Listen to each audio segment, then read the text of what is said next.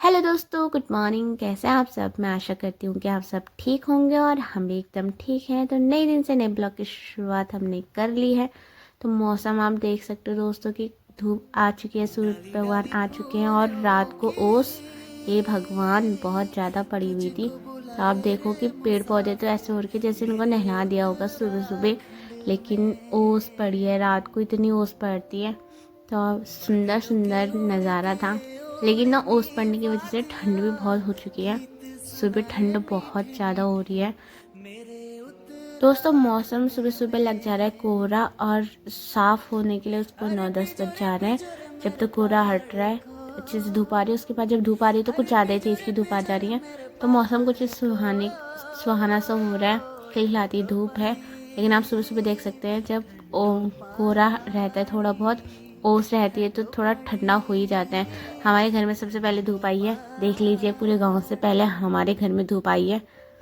नाश्ता करने के बाद हम निकल चुके थे अपनी ड्यूटी के लिए। जो ड्यूटी हमारे खेत में थी, तो खेत में जाते दोस्तों वहाँ तो बिल्कुल भी धूप का नामो निशान नहीं था।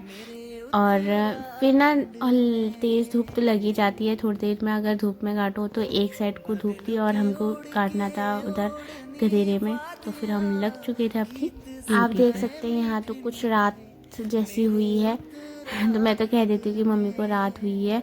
और ये आपने देखा है, इसे मेहंदी छापते थे हम पहले से। तो दोस्तों आज आपको एक औषधि दिखाऊंगी। ये हमारा घास होता है और हम आ चुके हैं खेत में और आपको ये दिखाते हैं। इसका नाम है काला झाड़।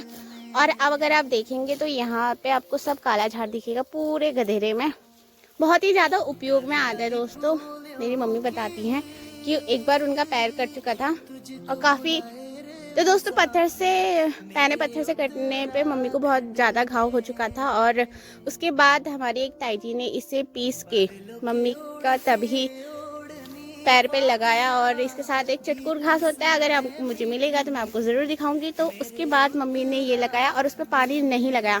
थोड़ा पानी का परहेज करना होता है दोस्तों, काफ़ी असरदार होता है। हमारे यहाँ अगर घास काटने में, आपको पता है हम पहाड़ी हैं, हमारे को घास काटना होता है, हमारा असोच का महीना घास काटने में ही जाता है। तो हम इसी का उपयोग करते हैं। अगर हमारी उंगली वगैरह कट गई तो बहुत ज़्यादा उपयोग में आता है दोस्तों। पर इसको मतलब वही चीज़ हो जाती है ना कि हमको नॉलेज नहीं होती है तो हम सब चीज़ को ऐसे छोड़ देते हैं। अगर ये कहीं अच्छी जगह पे हुआ होता और इसकी नॉलेज लोगों को होती तो बहुत ही बड़ी औषधि है। और दोस्तों यहाँ पे एक चीज़ और आपको दिखाना चाहूँगी। दोस्तों आप इस पौधे को देख सकते हैं, बहुत छोटा है और इसे हम घास के लिए काटते हैं, लेकिन ये भी बहुत बड़ी औषधि है। एक बार क्या हुआ था कि मेरे पैरों में एलर्जी हो चुकी थी धूल मिट्टी से।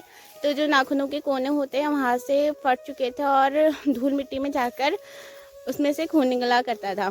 तो मेरी नानी ने मुझे ये औषधि दी थी और इसके साथ मैंने क्या पीसा था ये मैं आपको कभी नानी से पूछ के बताऊँगी।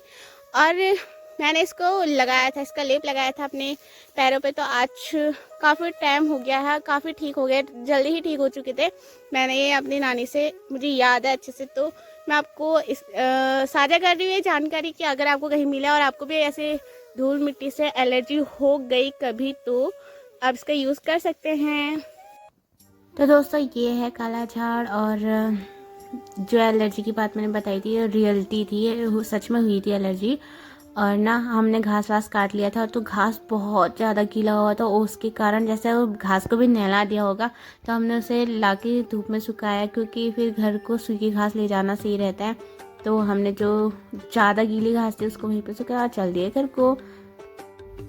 तो दोस्तों फटाफट घर आए, नींबू खाने का प्लान हुआ। नींबू तोड़ा, छीला छाला, काटा कूटा और उसके पीस बनाए। फटाफट मम्मी ने तवे में रखा तिल और जीरा, मम्मी ने उसे भूना और भूनते भूनते देखा कि लाइट नहीं थी और तो वो हमारा मिस हो चुका था। तो हमने यहाँ पे इसमें फटाफट पहाड़ी नमक डाला, जो हमने बहुत चीज़ों से मिलकर बनाया है दोस्तों।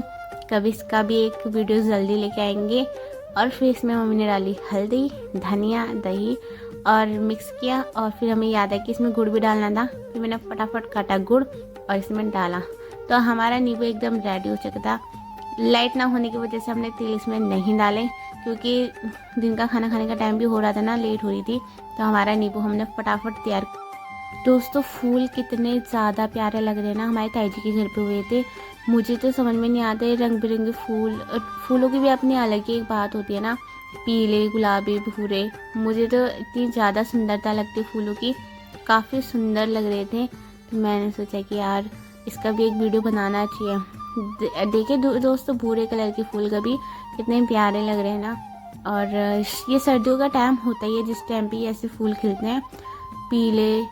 हमारा छोटू सेक रहा था धूप आराम से बैठ के, तो जब तक उसको दूर से देखो ना तब थोड़ा ठीक ठाक बैठा रहता है, और अगर उसके पास चले गए तो उसकी शैतानी एकदम चालू हो जाती है।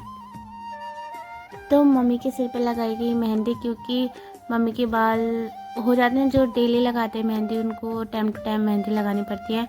तो मम्मी के सिर पे थोड़ा मेहंदी लगाई, क्योंकि बालों में खुजली चालू हो जाती है अगर मेहंदी टाइम टू टाइम नहीं लगाई जाती तो फटाफट मैंने लगाई मेहंदी। फिर मेहंदी लगाते लगाते दोस्तों मैं आप सबकी कमेंट्स मम्मी को बताती हूँ कि आप सब लोग मुझे क्या क्या कहते हैं। हर एक कमेंट में मम्मी को पढ़ के बताती हूँ, और याद रहता है, याद रह लिया तो वो बताती हूँ, तो मम्मी काफ़ी हंसती है मेरे पे भी। दोस्तों मुझे तो शर्ट लगाने का इतना टेंशन होता है कि क्या बताऊँ।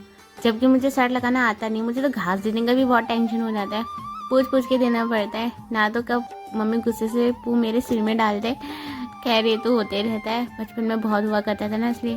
तो अभी तो हमारा लास्ट शू लग चुका है, और मम्मी का डायलॉग मुझे हमेशा याद रहता है, घा देना देना बूढ़ी का था लेकिन घा देना अंदाज आयल तक नहीं आई। दोस्तों हमारा लाइफ स्टाइल तो कुछ इस तरीके का ही है कि हम छानी से घर, खेत और हमारा मतलब जो भी आसपास होता है, कुछ भी चीज़ें होती हैं, हम आपको अपने ब्लॉग के माध्यम से दिखाते हैं। तो दोस्तों आपको हमारा ब्लॉग कैसे लगते हैं आप कमेंट करके बता सकते हैं। और हमारा लाइफ स्टाइल तो कुछ इस तरीके का ही है।